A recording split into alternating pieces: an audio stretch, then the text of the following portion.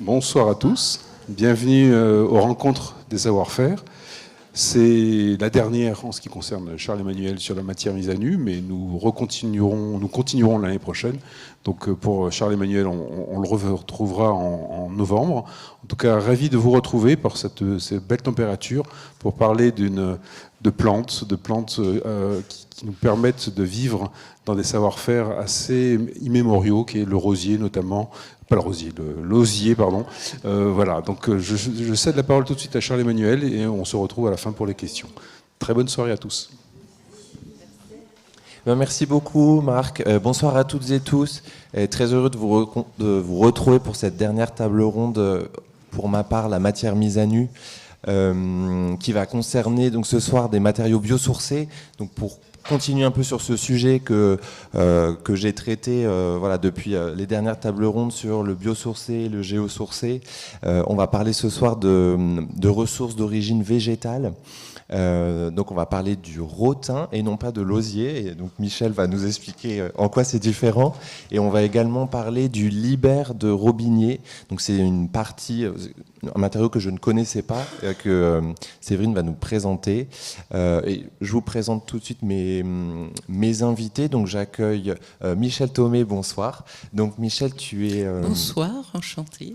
Tu es artisane rotinière, donc c'est très rare aujourd'hui les artisans qui fabriquent des produits en rotin et à plus forte raison des femmes. Tu vas nous expliquer ce soir ton goût en fait pour cette matière, comment finalement tu t'es intéressé à cette matière, comment tu t'es formé, et on va découvrir ensemble des objets sur lesquels tu as travaillé, qui peuvent être de la rénovation, des choses anciennes, mais aussi des projets qui sont beaucoup plus contemporains, puisque tu travailles aussi avec des designers tout à fait actuels. À tes côtés, donc Séverine L'Auxerrois, bonsoir. Donc bonsoir. Toi, Séverine, tu es récemment diplômée de l'École des Arts Décoratifs en design textile et matière. Donc toi, tu es designer, tu t'es intéressé à, j'imagine, aux ressources de ta région, qui est le Morvan. Donc tu t'es intéressé notamment au libère, donc qui est cette petite partie de l'arbre que tu vas nous expliquer plus en détail. Et tu as conçu, développé un certain nombre d'objets, que ce soit de la vannerie, mais aussi tu vas nous expliquer, et des colorants également pour teindre des tissus. En tout cas, tu t'es servi de ces ressources locales qui ne sont pas forcément très connues pour créer des nouveaux produits, des nouvelles matières. Et ce que j'aimerais que tu fasses aussi à la fin, c'est que tu nous expliques peut-être depuis ce projet qui t'a diplômé il y a quelques années, les évolutions en fait qui sont peut-être en cours, ou en tout cas les nouveaux projets que tu as à partir de ce projet. Mais je vais laisser donc tout de suite la parole à Michel. Vous avez pour comme je disais, te présenter ton parcours, ce qui t'a amené vers cette plante. Revenir sur évidemment la matière première en elle-même, d'où elle provient, revenir sur les outils que tu utilises, les gestes, et puis à la fin peut-être les pièces et les objets que tu as développés. Très bien, je prends la parole. Bonjour à tous. Donc Michel Thomé, voilà, je suis rotinière, j'ai ouvert un atelier, mon propre atelier en 2018. En Dordogne. Et donc, je travaille effectivement uniquement le rotin. Merci. C'est bon. Je travaille uniquement le rotin, qui est donc un matériau d'importation. Vous pouvez voir sur l'image qui est tout en haut cette liane qui peut faire 200 mètres de haut, de long. Et donc qui s'accroche dans les arbres, on va dire, de la forêt tropicale. C'est surtout autour des tropiques, de l'équateur, pardon, je ne veux pas me tromper. Autour de l'équateur qu'on va trouver ces lianes. Les meilleurs pour le mobilier en rotin se situent surtout dans les Philippines, la Malaisie. Voilà, c'est essentiellement ceux-là que l'on va utiliser du point de vue de leur qualité. Mais on en trouve aussi en Afrique, on en trouve aussi en Amérique du Sud. Voilà, là sur ces photos, vous avez également donc des cannes. Elles sont livrées en France, donc il y a encore 2 gros importateurs. On reçoit donc, vous avez des baguettes que vous pouvez apercevoir qui sont livrées, elles font à peu près 4 mètres de long. Donc on va se servir de ces baguettes pour faire les carcasses du mobilier. On va les débiter. Bonsoir Anthony, bonsoir. On va donc débiter ces baguettes pour faire des carcasses et faire du mobilier. Vous avez sur votre droite, je suppose, excusez-moi, je vais regarder, non, à gauche. Vous avez à gauche donc là des rotins bruts, donc qui sont très spécifiques parce qu'ils ont une écorce. Voilà, ils ont encore leur écorce qui est préservée et on voit des nœuds. Je ne sais pas si vous voyez ce petit trait qui représente en fait la base de la feuille. C'est une liane et elle est dépourvue de ses feuilles. Quand on la travaille, elle est dépourvue de ses feuilles et il va rester cette petite cicatrice. Je fais un temps d'arrêt parce qu'aujourd'hui, voilà, toutes les terrasses parisiennes ont donc des chaises en rotin, mais l'évolution fait qu'aujourd'hui, on est plus sur du tube en aluminium et on marque encore parfois ce petit anneau, voilà, qui signifiait la canne de rotin. Après, on a des sous-produits, les photos qui sont donc au milieu, qui sont donc de la moelle. Donc la moelle, c'est l'intérieur de la canne de rotin. Elle est ronde, le plus souvent elle est ronde. Et sinon, l'écorce, elle est plate. On peut retirer l'écorce aussi donc de la canne et elle va être, voilà, on va avoir une section qui est plutôt plate et qui est brillante. Il faut savoir que dans l'écorce, il y a de la silice, donc c'est quelque chose de très solide en fait. Et lorsqu'elle est très très fine, on va dire en dessous de 4 mm, on va appeler cette écorce la canne, que tout le monde connaît, voilà, c'est le canage à la française, bien souvent, dont on va parler. Mais il faut savoir que dans le mobilier français, il y a eu beaucoup d'autres canages qui sont très très beaux.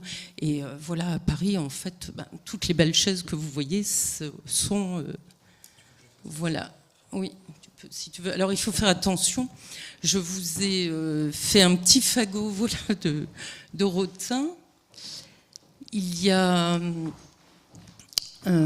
cette fameuse écorce, donc vous allez voir, qui est un peu brillante, elle peut être coupante, alors faites attention à vos doigts, voilà. Donc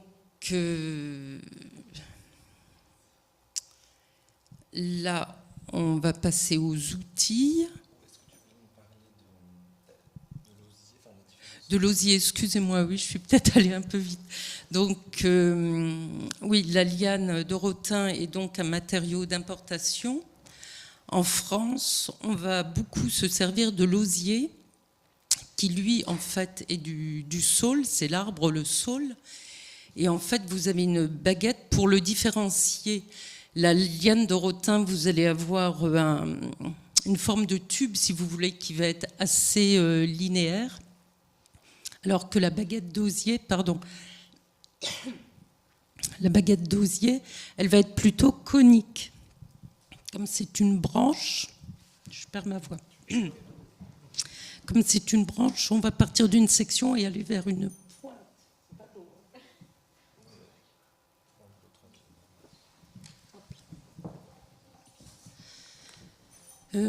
Voilà. Et il y a aussi un matériau qu'on va confondre bien souvent. C'est le bambou. Et le bambou, lui, il est creux. en fait.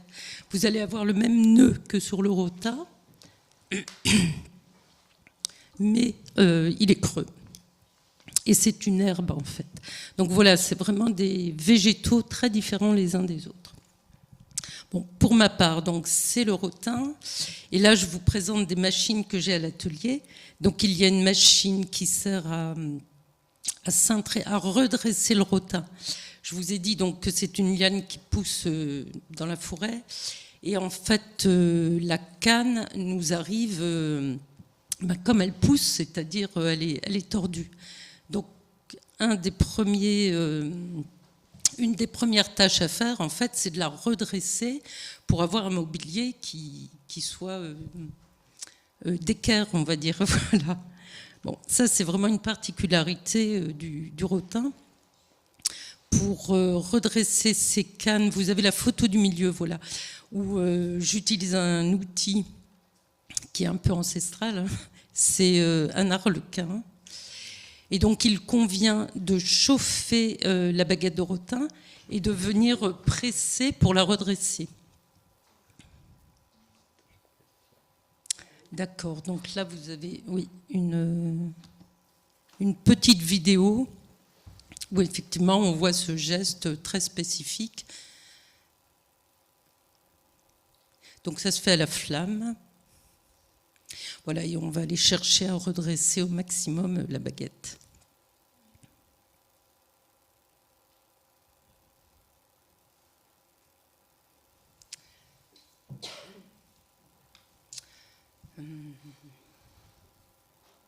Voilà, donc là, je suis en train de montrer, il y a donc ces fameux nœuds dont je vous ai parlé, qui sont particuliers parce qu'en fait, la matière est plus dense à la base de la feuille. Et lorsqu'on va cintrer une baguette de rotin, on va essayer de placer ces nœuds d'une certaine façon, puisqu'il y a cette amas, si vous voulez, de fibres. Donc si on veut avoir un joli cintre, on va essayer de placer les nœuds d'une certaine façon. Voilà. On revient sur ces outils, donc la photo du milieu, vous avez vraiment les outils basiques du rotinier, à savoir une scie, un sécateur, un marteau, une serpette, un fer à chlore, des poinçons, voilà, une tenaille. Ce matin, j'ai effectivement laissé un échantillon chez un grand designer et c'est vrai que les personnes étaient surprises. Je leur disais, mais ces petites baguettes, je les ai simplement cintrées. Voilà, j'ai fait un angle droit et à la tenaille, voilà, de façon très à l'ancienne, j'ai envie de dire, voilà. Et la photo donc, qui se trouve à votre droite, c'est une étuveuse. Aujourd'hui, beaucoup de mobiliers sont produits à grande échelle et donc on va chauffer le rotin dans des étuveuses, donc on va le gorger d'eau,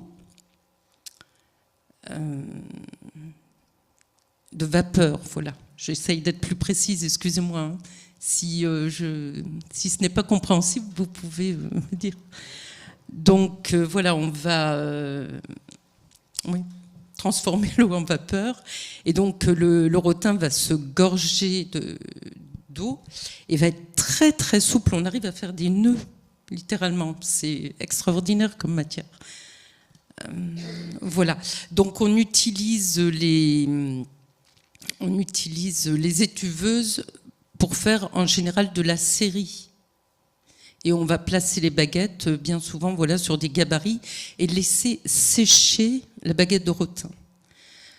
Alors que dans ma pratique la plus courante, voilà, moi je vais donc travailler à la flamme, faire des cintrages à la flamme, au chalumeau. Qu'est-ce qu'on peut avoir de différent entre l'étuvage, c'est ça ? Oui, l'étuve, enfin, oui. L'étuvage. La forme à l'étuve et la forme au chalumeau, enfin à la chalumeau. Alors, Au chalumeau, c'est vrai que c'est un art différent, j'ai presque envie de dire, c'est peut-être un bien grand mot que j'emploie, mais forcément, il y a le risque de brûler la matière. Donc il faut déplacer le chalumeau, voilà, d'une certaine façon, et être très attentif, effectivement, pour ne pas brûler. Un joli meuble, voilà, normalement, n'a pas de marque de feu. Voilà. Mais c'est vrai qu'il y a des baguettes qui sont plus ou moins sèches aussi, donc c'est vrai que certaines vont marquer plus vite que d'autres. Et qu'est-ce que te permet l'étuve de plus ou de différent? De faire des nœuds, tu disais. Voilà. Le cintrage, quoi. Voilà, la matière est vraiment gorgée d'eau, donc elle est très très souple. Tout ce qui va être tissage, moelle de rotin, on va les travailler mouillés. Donc par bain, beaucoup de personnes ont travaillé le rotin, la moelle de rotin. Et donc effectivement, c'est en la trempant dans l'eau et où elle se ramollit, elle devient très très flexible. Voilà. Alors que les grosses baguettes, quand on est vraiment sur des sections pour faire des carcasses de meubles, voilà, c'est sûr que c'est plus aisé d'utiliser les étuves. Voilà. Okay. Puis c'est un métier qui a évolué aussi. Il faut savoir qu'il n'y a quasiment plus de rotiniers en France. Beaucoup, les derniers grands rotiniers, beaucoup sont partis en Asie, ce qui est un peu normal. Leur savoir-faire, voilà, c'est ça tout à fait. Ouais. Et la conjugaison, je dirais, voilà, des savoirs de ces pays et nous, notre savoir-faire, je pense que ça a beaucoup enrichi. C'est ma propre vision, hein, mais voilà. Parce que toi, ta formation, c'était en France ? Oui, donc il faut savoir qu'il y a une école qui formait au mobilier rotin. Il n'y a plus d'enseignement aujourd'hui. Il y a toujours la vannerie d'osier, mais le rotin, voilà, on a perdu notre professeur, il est parti. Et il n'a pas été remplacé. Non, parce que je pense, voilà, le matériau est vraiment un matériau d'importation, donc voilà, les industriels ont préféré s'intéresser aux matériaux qui étaient locaux, enfin plus. Oui. On restitue, j'ai presque envie de dire, voilà, les savoir-faire aussi sont là-haut. Et voilà. Je passe à la diapositive suivante. Donc, excusez-moi, à gauche, je suis en train de cintrer à la flamme justement une baguette. Je ne sais pas si vous voyez la flamme, On a vu sur la vidéo. L'échafaudage. Le chalumeau, merci. Donc on va coincer effectivement la baguette dans un étau et on va promener notre chalumeau et puis on va effectivement cintrer la baguette. Donc c'est tout un art aussi parce que c'est vrai qu'il faut avoir le rayon, j'ai envie de dire, de cintrage, il faut l'avoir en tête. On va avoir une épure sur laquelle on aura dessiné notre meuble, nos cintrages, si vous voulez, avec les assemblages. Et donc, c'est vrai qu'il faut avoir en tête, il faut avoir une certaine image, effectivement, une certaine projection du cintrage qu'on souhaite. Voilà. Et donc, sur votre droite, alors à droite, c'est une cintreuse électrique en fait. C'est un gros galet en fait, donc il y a plusieurs diamètres et qui va tourner et qui va entraîner la baguette de rotin. Sur un diamètre standard. Oui. Il y a plusieurs diamètres. Hein, j'ai des galets de 20 jusqu'à 60. Ouais. Et à savoir que le rotin a toujours tendance à s'ouvrir. Enfin voilà, donc il faut calculer, cintrer un peu plus serré. Je passe à l'image suivante, aux photos suivantes. Bon alors, on voit en pleine explication. Après la photo du milieu, donc c'est le fameux fauteuil crapaud. Voilà, je suis en train de finir le tissage. la partie de devant, quoi, la jupe. Et la photo de droite, je suis en train là de restaurer un plateau de table, voilà, qui doit être canné, je suppose, ouais, c'est un canage. Et là, il y a le piétement, c'est ça, à chaque fois, en rotin, Oui. la canne et le... Oui. Et je ne sais plus du coup le nom de ça, c'est... Ça, ce sont les éclisses. Alors, oui, c'est avec ça que tu vas faire le tissage. Oui. En général, on parle de tissage quand on est sur les moelles qui sont rondes et plus de canage quand on est sur les éclisses qui sont plus plates. Et la photo de droite aussi, je veux revenir sur ce mobilier qui est très spécifique, dont justement l'histoire s'enracine donc en Asie, et on a tout ce travail de cousu. Je ne sais pas si vous le percevez. Les rotins, en fait, sont cousus 2 par 2. Voilà. Donc, c'est ce qui m'intéressait, moi, au tout début, quand j'ai fait ma formation. Et c'est un mobilier qui est tombé en désuétude aujourd'hui, cette façon de faire. Parce que c'est extrêmement long. Donc, et voilà, mais c'est très beau. Et il y avait des grandes maisons parisiennes qui excellaient dans ce mobilier, dans ce type de mobilier. Et beaucoup de grands palais à travers l'Europe ont été meublés avec ce type de façon de faire. Et ça, l'objet, est-ce que c'est... Ça, c'est mon logo. Ah, c'est le logo. Oui. Je passe à la diapo suivante. Voilà, donc là...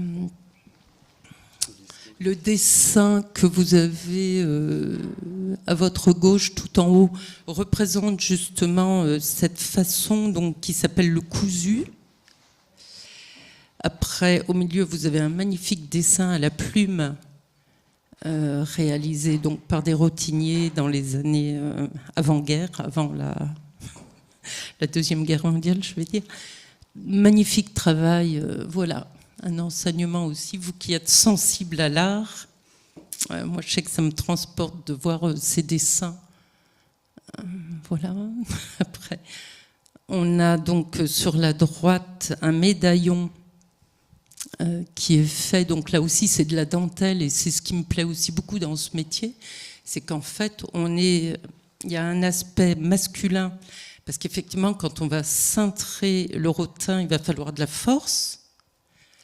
Et en même temps, il y a un travail très très fin de dentelle, voilà. Et ça, bon, ce médaillon, c'est vraiment l'expression du travail du sud-est de l'Asie. On a parlé tout à l'heure un peu avec Séverine, voilà, de ce qui se faisait en Asie. Ouais. Après, vous avez sur votre gauche, vous avez 2 chaises anciennes. Donc pour moi, c'est vraiment un hommage aux rotiniers aussi. Parce qu'il y avait un savoir-faire, donc là on est... la première, je pense, qui est un peu bleue, c'est la maison Perret-Vibert, pour ne pas la nommer.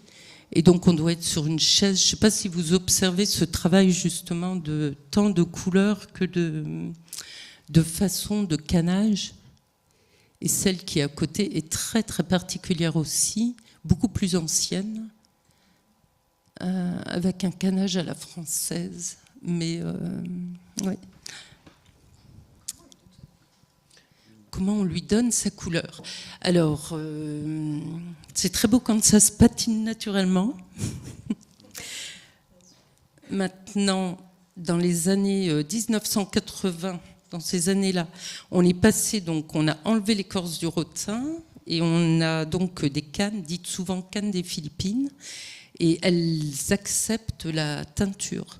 Donc à partir des années 80, il y a eu beaucoup de mobilier teint, en fait, voilà, beaucoup plus coloré. Sinon, on vous fera passer l'échantillon. Il y a des baguettes de rotin donc très spécifiques. Il y a un rotin qui est brun, qui est le rotin de Malacca. Quasiment toutes les chaises de terrasse de Paris sont faites avec ce rotin. Voilà, et il y a beaucoup de variations dans les brins aussi, donc c'est très joli. Sinon, on est sur des teintes plutôt crème, jaune, crème. Et sur la couleur du revêtement de l'assise, par exemple, on peut voir. Tu parlais des maisons, on parlait de ma maison de Drucker. Oui.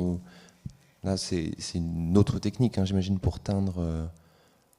On a des couleurs éclatantes. Tout à fait. On a développé. Alors, on va être plus sur des produits de synthèse, j'ai envie de dire. Voilà, on n'est plus sur le produit naturel du rotin. Et forcer effectivement l'écorce du rotin, à l'endroit où il y a le nœud, peut présenter effectivement un point de fragilité. Donc c'est vrai que je pense que voilà, on a évolué vers quelque chose de plus solide. Il faut savoir, voilà, il y a le Riesling notamment, qui est utilisé et qui est à base d'huile de ricin. Donc ça reste peut-être un petit peu naturel, mais effectivement il y a une gamme de couleurs après qui est magnifique. Et il y avait aussi une entreprise en France, mais qui a disparu, et qui faisait ce reteindre aux couleurs aussi, ces éclisses de couleurs. C'était la maison Dur-Émail. Et voilà, elle n'existe plus. Mais il faut savoir qu'on exportait énormément d'éclisses qui étaient faites en France, donc, et qui avaient cette couleur, ces couleurs magnifiques, et surtout une solidité et une capacité à se tordre, enfin voilà, pour s'enrouler. Elle ne cassait pas, enfin. Bon, je prends beaucoup de temps. Je poursuis. Alors, vous avez sur votre gauche une chaise longue.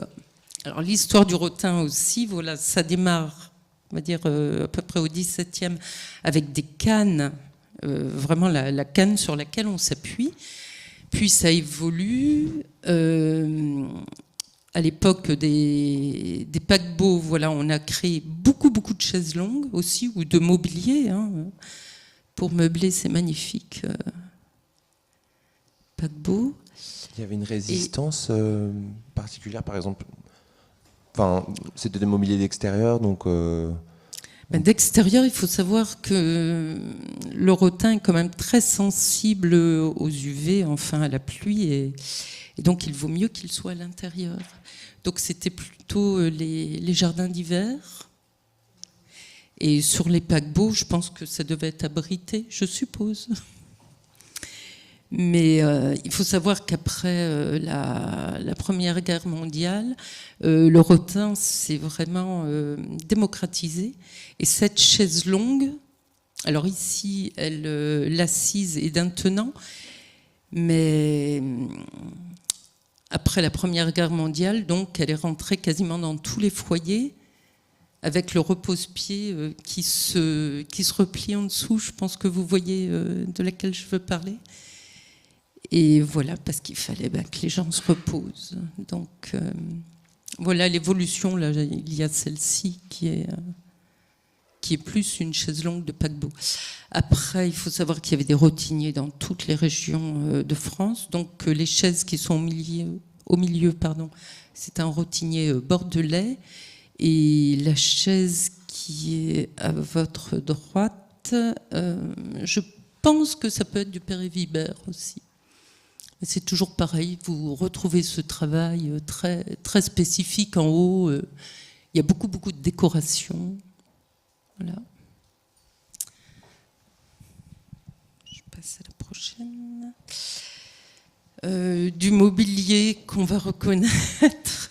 Je parle à Monsieur Guéret, n'est-ce pas? Donc là, ce sont des productions plus récentes à l'atelier. En haut, vous avez une tête de lit. Tête de lit qui m'a été commandée, c'est sur le modèle de la tête de lit de Brigitte Bardot. Sympathique, n'est-ce pas? La photo du dessous, donc, c'est une commande de Monsieur Anthony Guéret. Donc, c'est un sofa qui est réalisé dans des cannes brutes. Et sur votre droite, vous avez là une tête de lit tissée, donc avec mes propres tissages. Et voilà, mouvement. J'aime bien associer et la moelle et la canne et les couleurs, voilà, varier sur les couleurs aussi. L'outil, c'est quoi qu'on voit qui te sert là? Qui est sur la tête de lit, c'est un poinçon. Ouais. Et ça va te servir à quoi Alors le poinçon, il va servir à percer le rotin, il peut servir à dissocier, pour enfoncer, à dissocier deux montants, pour enfoncer un montant au milieu. Il y a beaucoup d'usages. Ouais. Là, vous avez le petit fauteuil citron d'enfant. Alors, il faut savoir aussi que, voilà, dans les années, là, on est dans les années 40, je pense, 50. C'est Janine Abraham, qui est une des premières designers françaises, qui affectionnait particulièrement le rotin et qui a dessiné ce petit fauteuil. Voilà. À côté, vous avez un prototype au plafond. Et sur la table, sinon, ce sont les luminaires du Printemps Haussmann, du restaurant La Coupole. Voilà, donc celui où je suis en train de faire les ligatures, c'est ce qu'il y a au-dessus du bar. Sinon, au-dessus, c'était le prototype pour les luminaires qui sont aussi. Ça reste des techniques que tu as apprises déjà Oui, bien sûr, hein, ouais, je me sers voilà, de tout le savoir. Oui. Un dernier projet avant. Pardon, je tremble. Hops. Ah bah oui. Voilà. Donc, là, on a aussi le projet voilà, qui a été inauguré donc, au mois de janvier, dessiné par Monsieur Guéret, qui est ici présent, grand designer, et donc qui m'a sollicité pour faire ce luminaire. Et c'est vrai que c'est très intéressant parce que c'est quand même toujours des nouveaux projets.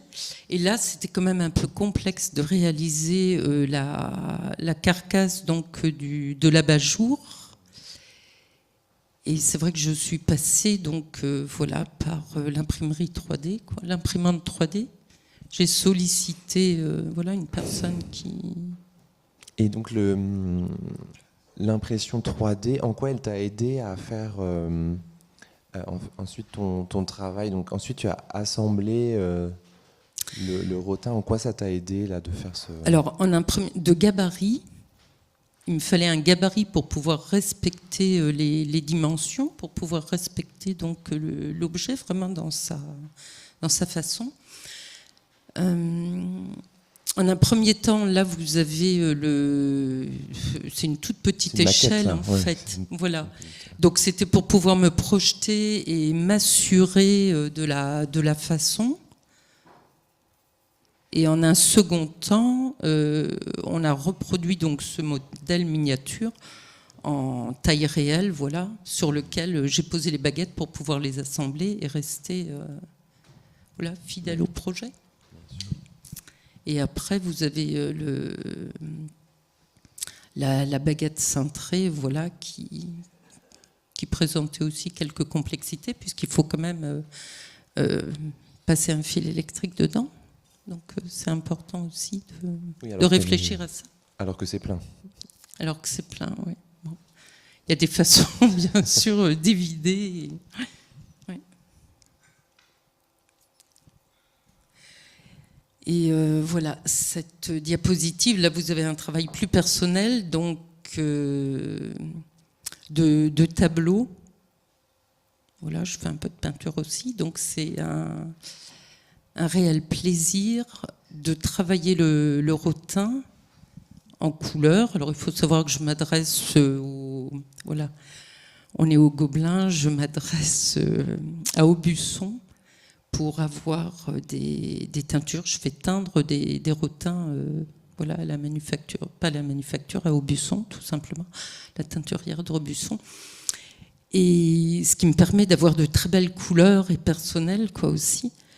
Donc, ce ne sont pas des panneaux qui sont peints, mais c'est le rotin, c'est la moelle de rotin et l'éclisse que j'utilise à des fins de produire, voilà, des peintures. Donc vous avez sur votre gauche, c'est le Mimbeau, c'est un petit bras de mer sur le Cap Ferret. Au milieu, vous avez donc Piet Mondrian, voilà, c'est une inspiration de son tableau, d'un de ses tableaux. Et puis à droite, vous avez vraiment une production personnelle d'après photo, le Mimbeau aussi. Voilà. Et c'est bon, je crois que ça c'est un des aspects de mon travail qui est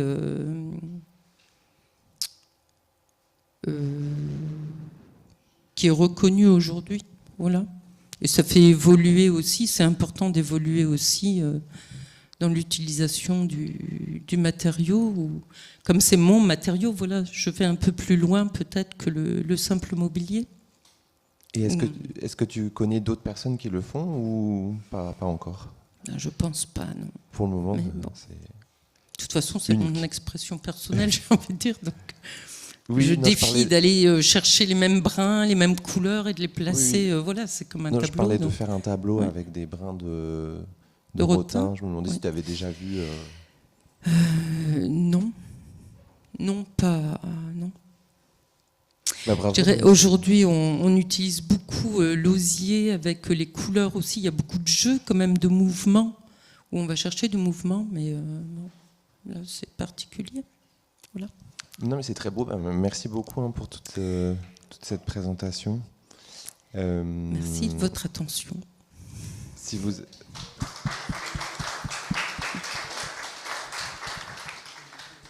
Bravo. Sauf si vous avez des questions tout de suite, on peut passer à toi, Séverine. Ok. Bonsoir à tous et à toutes. Et à tous. Bonsoir. Alors, hop, je vais apprendre aussi à manier la télécommande, etc. en même temps que vous. Donc, moi, c'est Séverine Lauserrois. Je suis designer textile et matière. J'ai fait ma formation en design textile et matière aux Arts décoratifs de Paris. J'ai fait également une formation auparavant de BTS design de produits et encore auparavant de design plus général avec une STD2A. Pour expliquer un petit peu mon profil, juste j'ai une petite question par rapport au diaporama. Oui. Est-ce que on peut switcher? Merci beaucoup. Merci beaucoup. Hop, et un petit contrôle L. Et c'est parfait. Merci beaucoup. Et donc, pour me présenter un peu brièvement, j'ai toujours été attirée par la matière, ces petits recoins, tous les reliefs qu'elle peut représenter, tous les petits trésors qu'on peut trouver un peu au quotidien, toutes ces petites choses qui composent un peu nos environnements. Et donc aujourd'hui, je vais vous parler du Libère martelé, mais également du Libère mis en forme différemment. C'est une pratique que j'ai découvert en voyageant. Donc, pour être un petit peu plus précise, lors de nos études aux arts décoratifs, on a l'occasion de pouvoir partir en voyage international. Donc, je me questionnais à l'époque si j'avais envie de partir en Belgique pour pouvoir approfondir un petit peu mon savoir-faire en tissage ou si je voulais approfondir mes savoir-faire techniques et technologiques à Taïwan. Et finalement, j'ai choisi Taïwan. Mais vous allez voir que ça ne s'est pas passé du tout comme prévu. Donc là, vous avez quelques images à l'écran de ce qui représentait mon campus qui était à la TNUA de Taipei. Donc vous avez principalement des photos de mon campus, mais également des photos qu'on pouvait retrouver aux alentours des villes et même dans la ville directement. Donc ça a été un choc pour moi à l'époque quand je me suis rendue sur place. Je pensais être immergée dans une ville à 100 à l'heure et au final j'étais baignée de verdure luxuriante. D'ailleurs les jardiniers couraient tout le temps pour pouvoir couper les arbres parce qu'ils n'en pouvaient plus. Donc c'était assez impressionnant, ça m'a donné un peu une relation au vivant que je travaillais déjà également dans ma pratique auparavant avec des biomatériaux et des choses qui m'intéressaient de l'ordre de la biomatière avec différents organismes. Là je me suis retrouvée dans une nature luxuriante avec des cours qui me donnaient accès à des pratiques, vous allez le voir, ancestrales.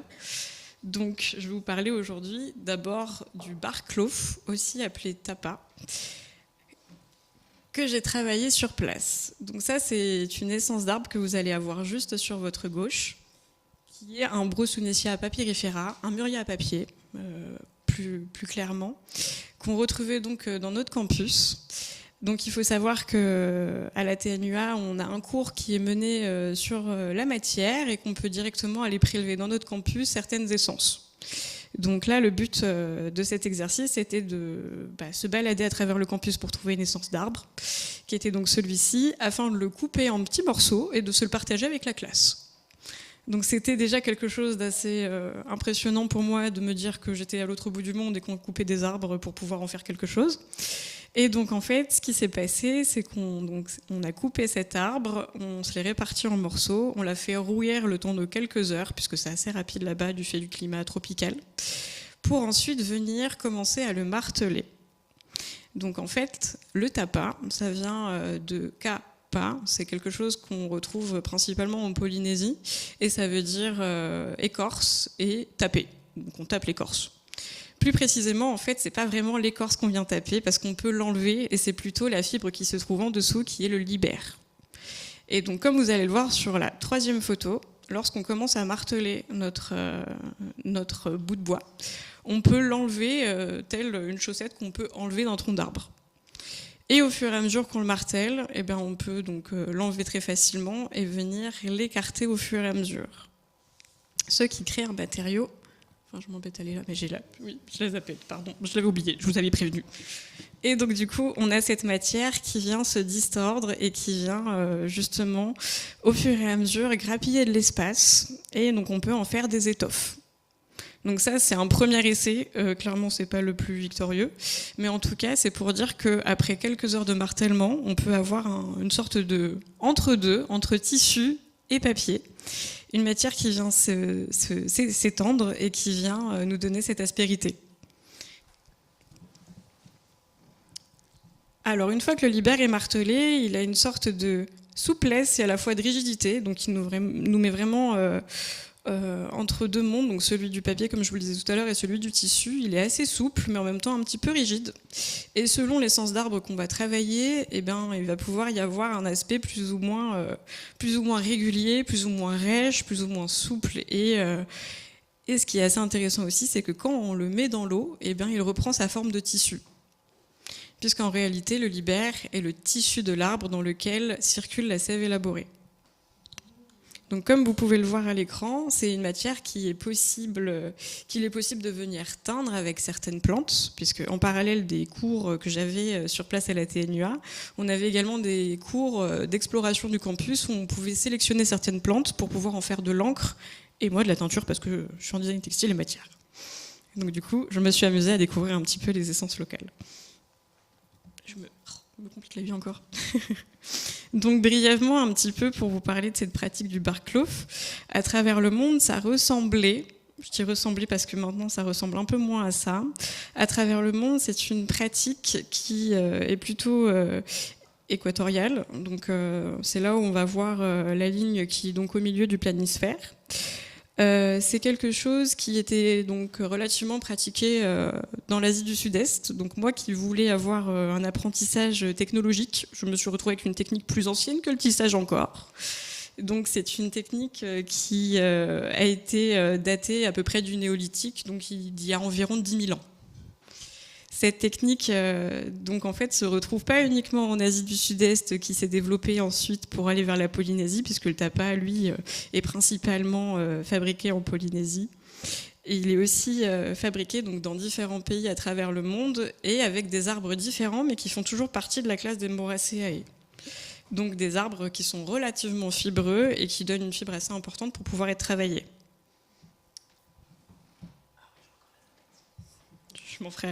J'y arriverai à la fin. Donc par rapport à ce planisphère, voici quelques exemples, parce que moi du coup je battais ma fibre avec un marteau cranté, puisque c'était ce qu'on trouvait sur place et c'est ce qui était le plus facile d'accès quand j'étais à Taïwan. Mais il faut savoir qu'en fait, à travers le monde, les battoirs, donc, qui servent à pouvoir battre la fibre, sont relativement identitaires et correspondent à chaque fois à des ethnies à travers le monde. Donc vous allez avoir en bas à gauche des battoirs qui sont utilisés en Ouganda. En Ouganda, ils maîtrisent le matuba. C'est une écorce d'arbre qui viennent prélever directement sur l'arbre, donc on n'est pas obligé de le couper. On peut le réparer en quelque sorte avec des feuilles de bananier et le réutiliser quelques années plus tard. Donc ça permet de ne pas ôter la vie de l'arbre.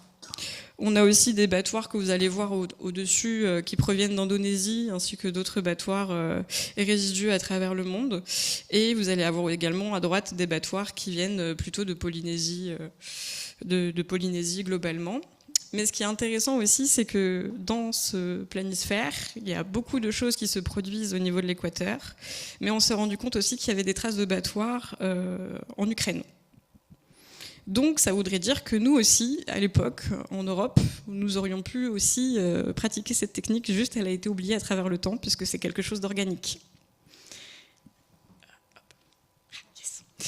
Et donc, me voilà revenue de mon voyage à Taïwan avec ces pratiques que j'ai appris à percevoir pour me questionner un petit peu comment, sur nos territoires en France, eh bien, nous pouvons avoir un lien avec ce vivant comme je l'avais dans ma forêt tropicale. Comment on peut avoir un lien avec notre territoire et comment on peut toujours envisager de vivre avec lui, de pouvoir concevoir avec lui.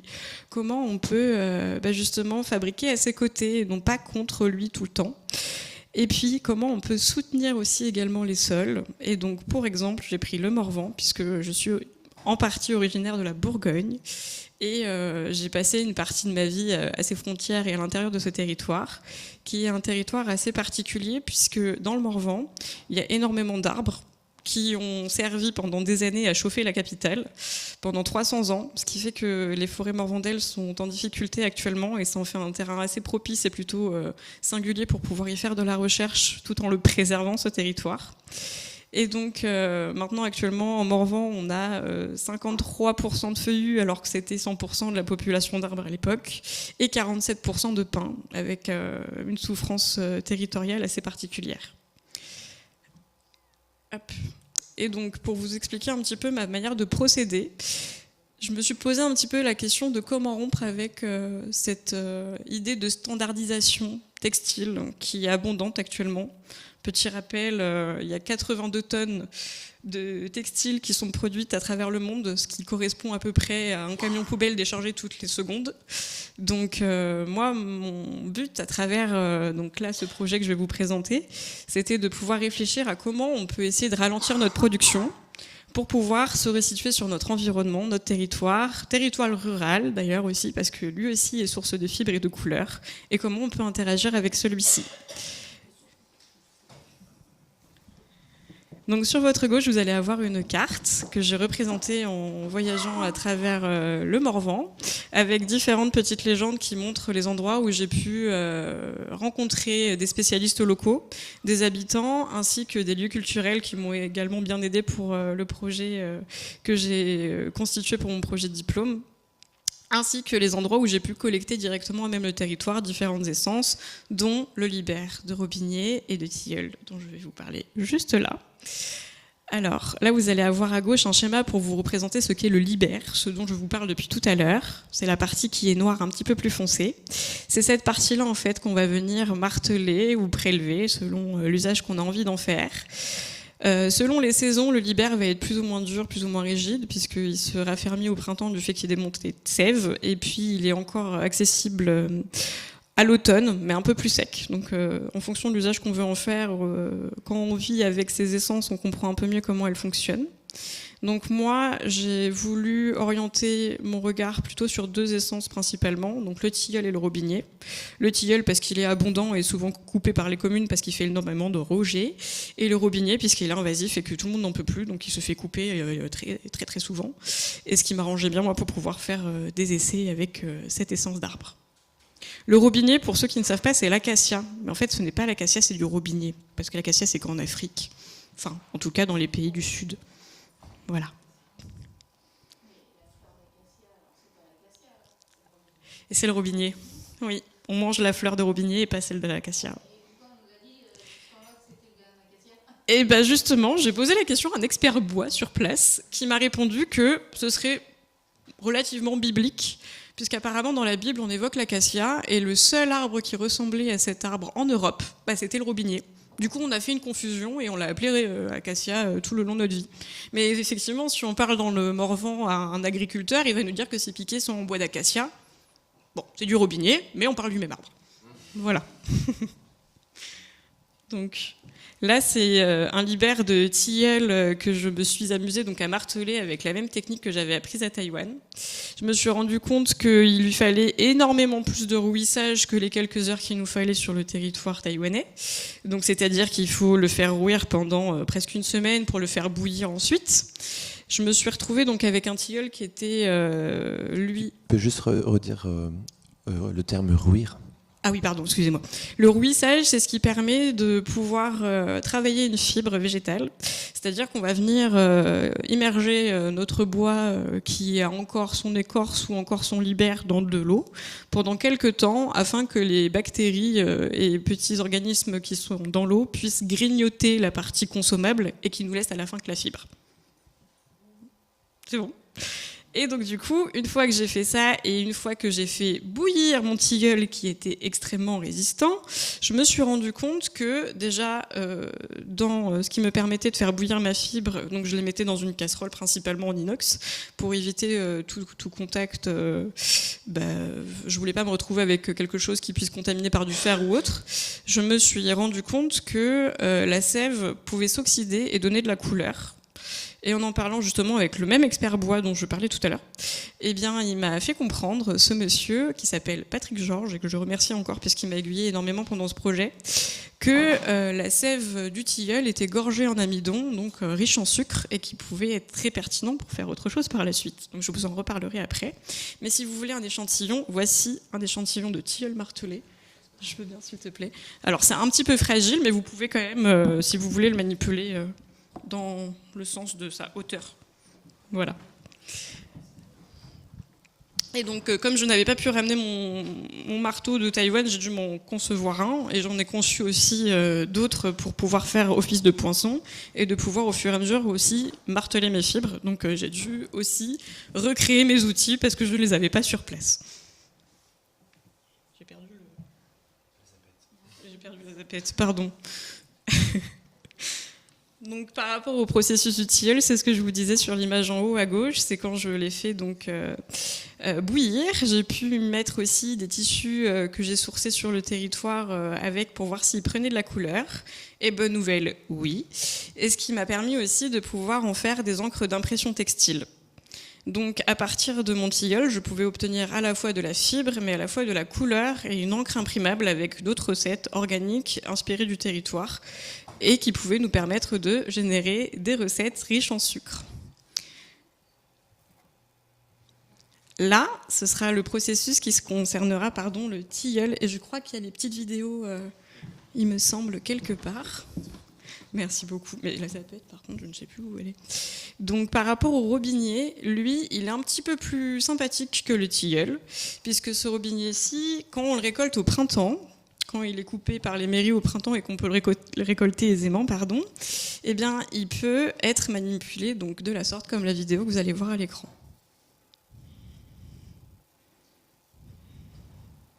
Donc là, c'est l'écorçage, où il faut faire très attention pour ne pas abîmer le libère, qui est la fibre verte qui est juste en dessous. Donc il y a celle-ci, une fois que ça c'est fait, on peut venir faire une brèche donc, dans la longueur de notre bois pour pouvoir en extraire le libère.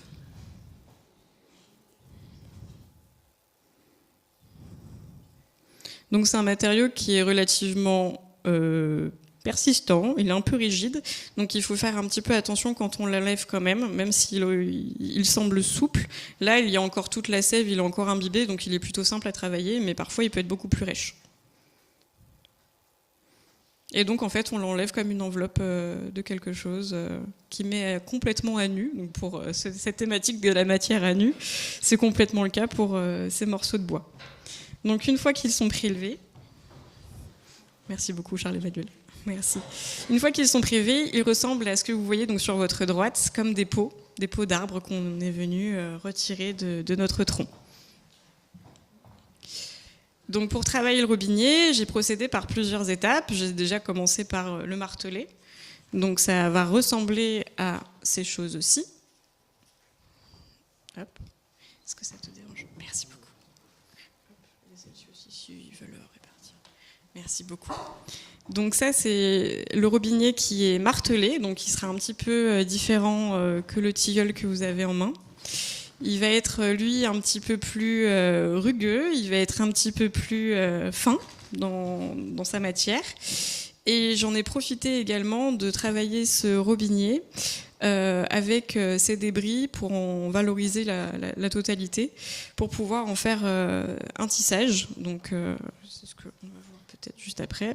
Et donc là, c'est des écorces que vous allez voir à l'écran qui sont donc martelées et qui peuvent être cumulées les unes avec les autres.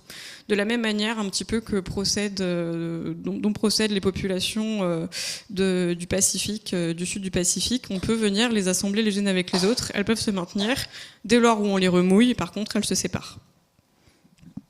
Et on appelle ça textile, même si c'est l'assemblage est martelé, et du coup on appelle quand même ça textile. C'est une excellente question. Parce qu'on appelle ça, en fait, dès lors où ça fait une surface qui peut paraître de l'ordre d'un tissu, là, puisqu'elle est assez séchée, celle-ci, elle sera plus de l'ordre du papier, donc on va plutôt l'appeler matière. Mais dès lors où on peut la mouiller et où est-ce qu'on peut espérer la coller, ça peut devenir comme une peau et un tissu. Voilà, c'est plus par rapport à sa souplesse. Donc j'en ai profité de pouvoir sectionner quelques morceaux aussi de ce libère de robinier pour pouvoir les intégrer donc à des tissages, comme je le disais tout à l'heure. Des tissages où on peut jouer avec leur forme, puisque une fois qu'on les met donc à rouir, ils s'imbibent d'eau également, et ça nous permet de pouvoir les manipuler simplement et leur donner forme au sein de différentes matières. Donc là j'ai choisi le tissage. Là, vous avez des tissus qui sont donc une fois secs, rigides, et qui nous permet d'avoir une souplesse où dès qu'on l'adapte à une forme, ils prennent leur forme. Comme vous le voyez à l'écran, on peut avoir des volumes qui se créent de par le tissage quand il est donc appliqué à une forme en volume. Mais on peut également donc tisser une forme, la réhumidifier et ensuite la former. Quelques échantillons. Le but un peu de ce projet aussi, c'était de pouvoir comprendre, donc par le lien du libère, comment on pouvait interagir avec son environnement et comment on pouvait avoir ce libère comme source de matière fibreuse et ce lien avec les couleurs du territoire qui puissent nous permettre de dresser comme un portrait de ce territoire. Et mon projet de diplôme, que j'ai nommé Vielu, Vielai, Vielos, donc en fait c'est un patois morvandio, qui signifie voyez-le, voyez-la, voyez-elle, pour les représenter, au sein d'un laboratoire vivant que j'ai décidé de mettre en place pour mon projet de diplôme. Donc ça ressemble un petit peu à ça. Donc le but était de pouvoir représenter ces vivants un petit peu du territoire recentrés en une même salle pour pouvoir montrer à quel point finalement, même dans un territoire rural, on a encore accès à énormément de matière et à énormément de richesses. Et pour l'application, je vais revenir en arrière, pardon. Pour l'application, il y a des choses comme ça, de l'ordre, ça ressemble à de la vannerie, c'est du tissage, qui peuvent faire une sorte d'entre-deux et qui puissent nous permettre aussi de voir un petit peu comment on peut faire évoluer aussi nos méthodes en fonction des matériaux qu'on trouve sur place pour lui donner une application et un usage. Donc voici un échantillon que vous pourrez regarder juste après. Là, c'est une gamme colorée que j'ai établie sur place à partir des plantes et essences sauvages que je pouvais trouver sur le territoire du Morvan.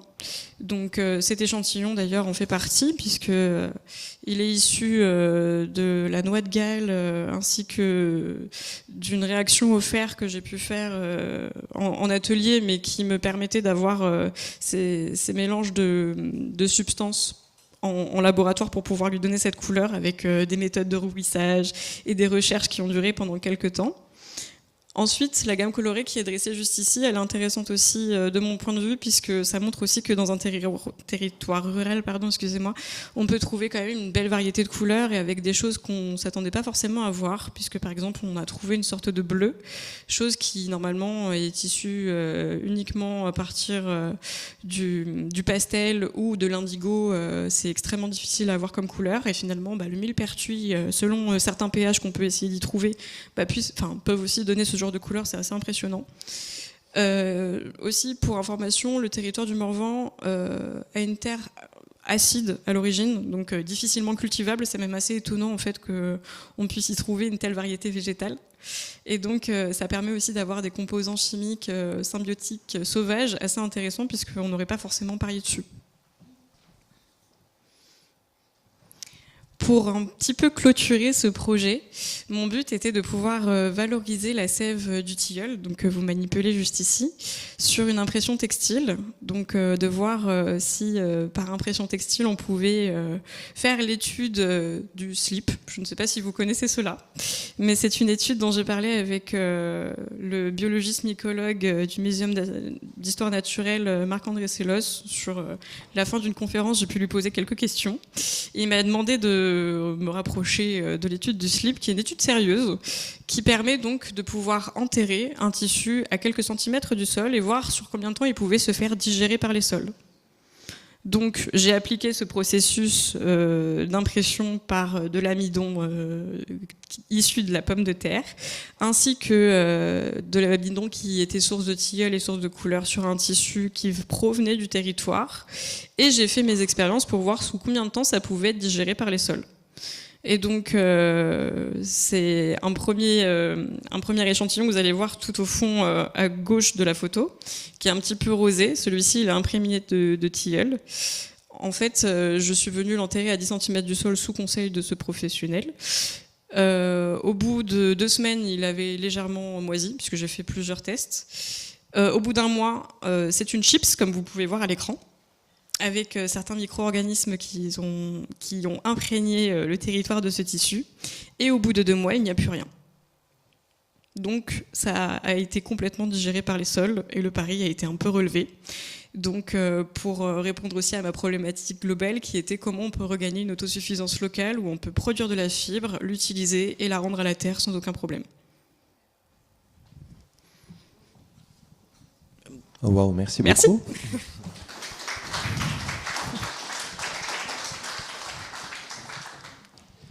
Et avant qu'on passe aux questions, je me demandais le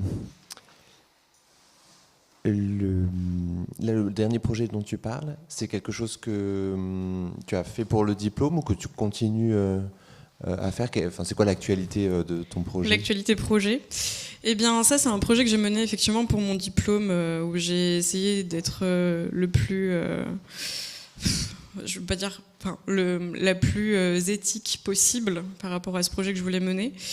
Il s'est conclu une première fois avec le passage de mon diplôme, mais c'est un projet que je mets toujours en exergue et que je voudrais continuer justement à travers différents territoires, puisque là ça a été celui du Morvan. D'ailleurs, toutes les pièces que j'ai créées à partir du Morvan sont destinées à retourner en Morvan, puisqu'il n'y a pas de raison que ce territoire qui a été pendant des années un territoire de service ne puisse pas recevoir en échange sa matière comme nutrition.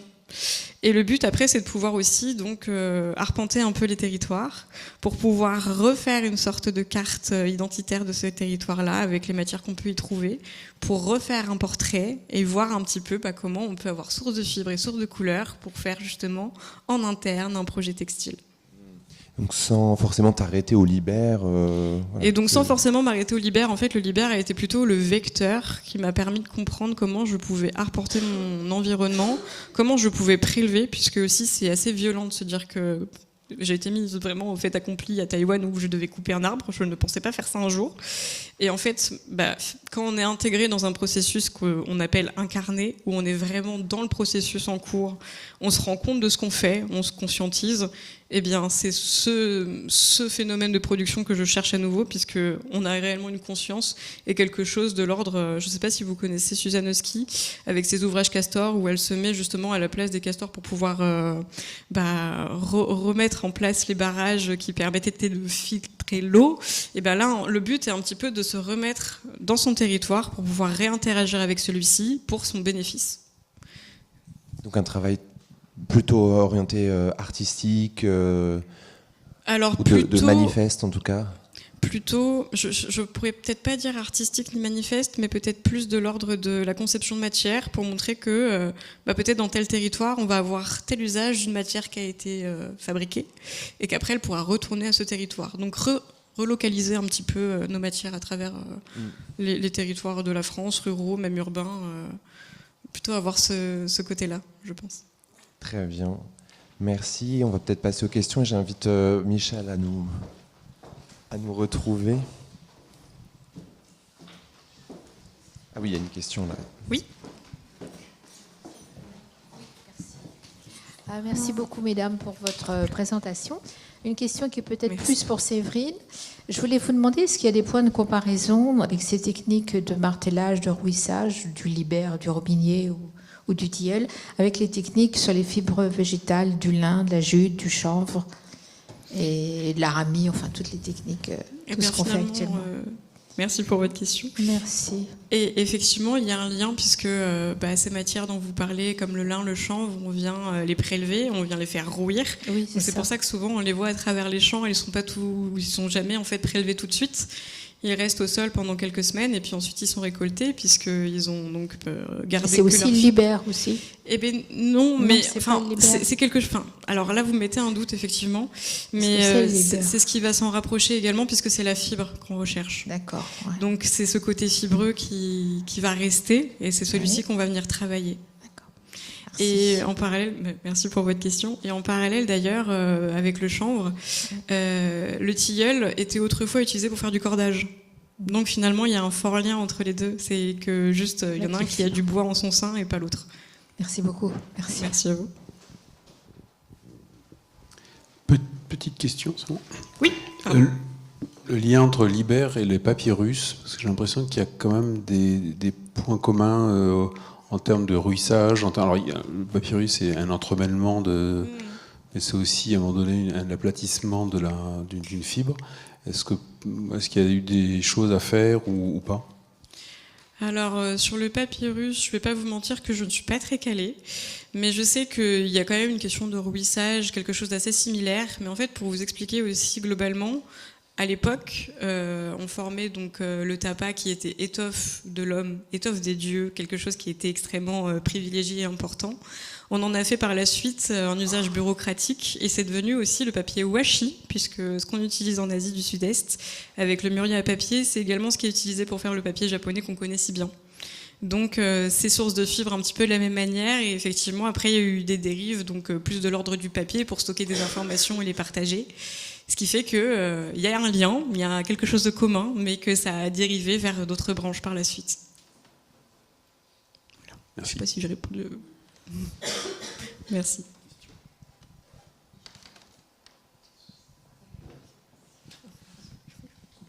Est-ce que vous avez encore des questions ? Oui, dans l'usage du rotin aujourd'hui, tout ce qui est sur les terrasses de café n'est pas du rotin. Voilà, vous avez une partie effectivement qui maintenant est plus du tube aluminium et pas forcément du plastique, mais proche, voilà, un matériau composite. Ouais, ouais. Donc non, on n'est plus forcément sur du rotin. Mais il y en a encore. Ayez l'œil, regardez, voilà, si vous voyez les petits nœuds avec un décalage de quelques millimètres, vous pouvez vous dire que c'est... Micro. Oui, en dessous, effectivement, oui, je complète ce que dit Séverine. Oui, bien souvent, effectivement, si vous êtes sur un canage, c'est surtout sur le canage que ça va se voir. Mais, oui. Voilà. Le canage, effectivement, va être peut-être brillant sur le dessus et mat en dessous. Mais c'est essentiellement, non, des produits... composite, quoi, il y a dessus. Ouais. Ouais. J'ai répondu à votre question, oui. Il y a une autre question, et peut-être juste à... Ouais, allez-y. À propos du rotin, qu'est-ce que vous utilisez comme système C'est-à-dire de cloutage, collage clouage et vissage, effectivement. Oui.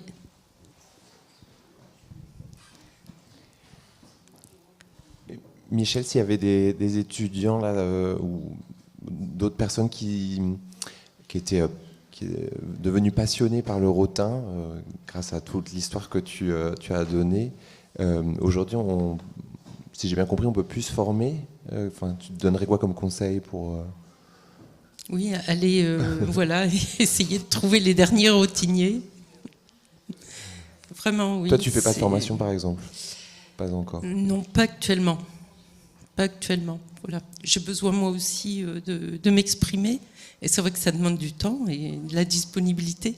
Donc, la formation est un peu de côté. Mais je sais qu'il faut transmettre... voilà. C'est très, très important de transmettre les connaissances voilà, qu'on a sur notre territoire de ce matériau qui est très particulier. Voilà. Oui, non, c'est très beau. Il y a encore une question.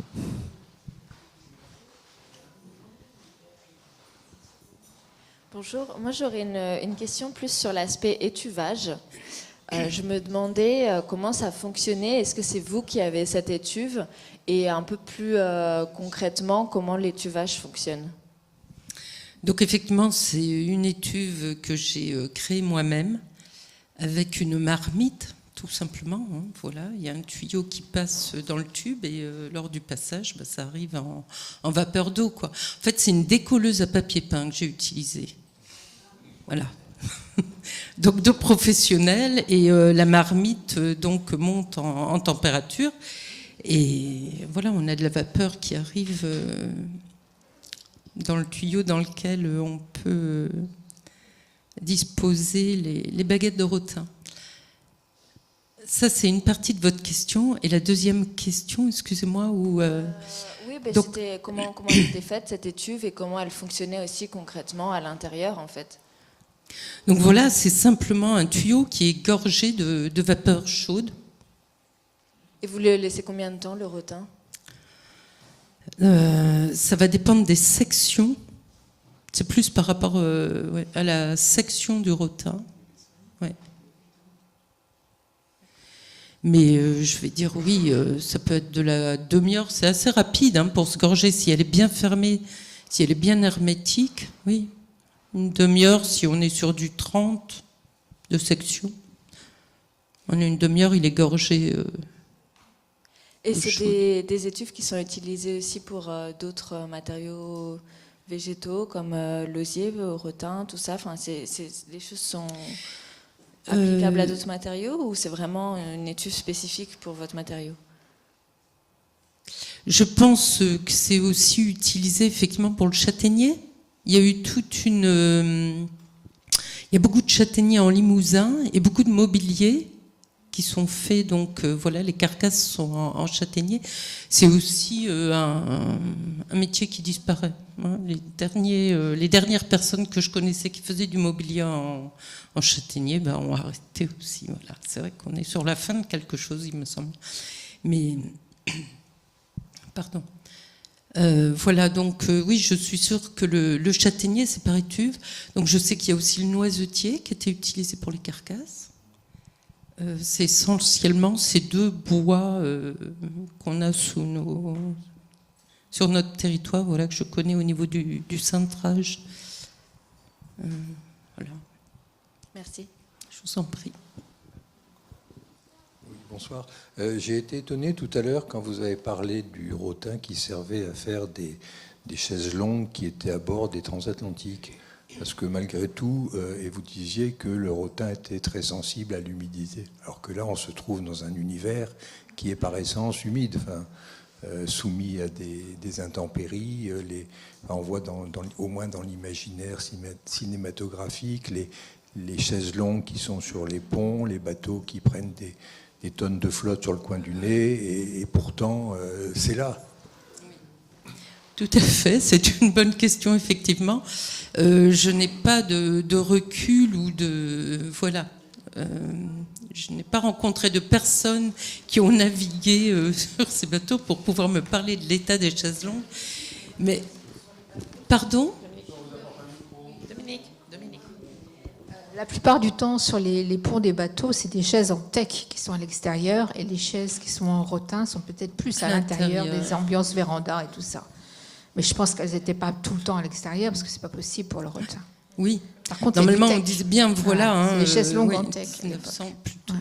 Merci, madame. De rien, mais votre bon, je intervention. pense que c'est le teck qui est à l'extérieur plus. Oui. Très bien. Merci, un grand merci encore une fois à vous deux de nous avoir présenté. C'était passionnant. Merci beaucoup. Merci à vous tous.